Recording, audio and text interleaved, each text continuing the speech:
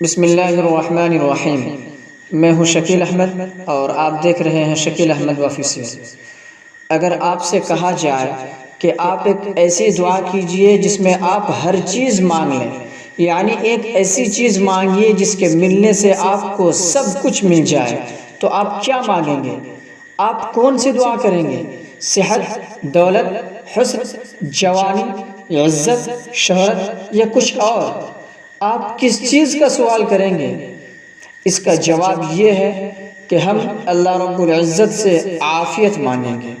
عافیت، آپ صلی اللہ علیہ وسلم نے فرمایا کہ اللہ سے عافیت مانگو، اس لیے کہ بندے کو عافیت سے زیادہ افضل کوئی اور چیز مل ہی نہیں سکتی۔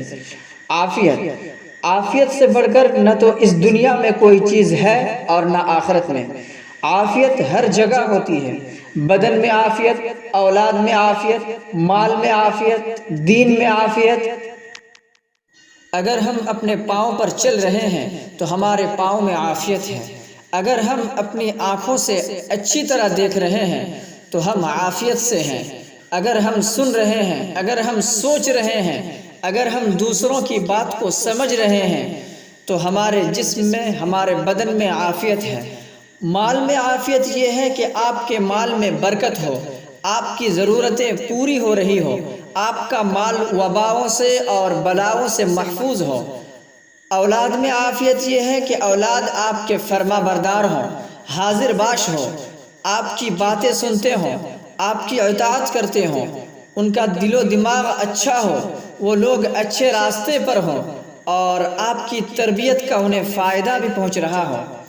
دین میں عافیت یہ ہے کہ ہم ایمان پر ثابت قدمی کے ساتھ ہوں، ہمیں اللہ کی ذات پر بھرپور بھروسہ ہو، پورا بھروسہ ہو، ہمارا ایمان ہو کہ اس دنیا میں اگر کچھ بھی ہوگا تو وہ اللہ کی مرضی سے ہوگا، اور جب تک اللہ کی مرضی نہیں ہوگی تو کوئی بھی چیز نہ اس دنیا میں ہو سکتی ہے اور نہ رک سکتی ہے۔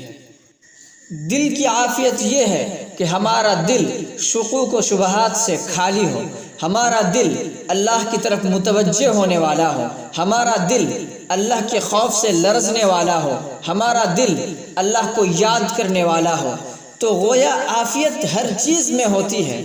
عافیت سے بڑھ کر اس دنیا میں کوئی چیز ہو ہی نہیں سکتی۔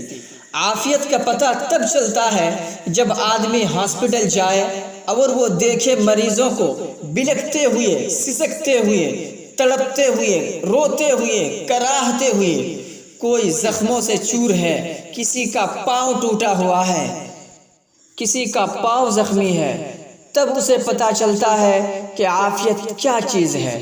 دماغ کی عافیت یہ ہے کہ ہمارا دماغ صحیح طریقے پر کام کر رہا ہو، اور دماغ کی عافیت کا پتہ تب چلتا ہے جب آپ پاگل خانہ جا کر ان لوگوں کو دیکھیں گے جو عقل کی نعمت سے محروم ہے۔ اور آخرت کی زندگی کی عافیت یہ ہے کہ وہاں حشر کے میدان میں عرش کا سایہ ہمیں مل جائے، یہ حشر کے میدان کی عافیت ہے۔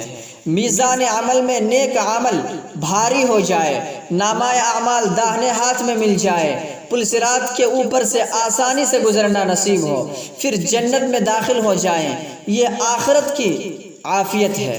تو اگر ہم اس دنیا کی عافیت پر اللہ کا شکر ادا کریں گے تو ہمیں اس دنیا میں بھی عافیت ملے گی، اور اگر آپ کو کسی بھی طرح سے عافیت کی کمی ہے تو پھر اللہ سے عافیت مانگیے، کیونکہ آپ صلی اللہ علیہ وسلم نے فرمایا کہ اللہ سے عافیت کا سوال کرو، اور جب ہم عافیت مانگتے ہیں تو گویا کہ ہر چیز مانگ لیتے ہیں۔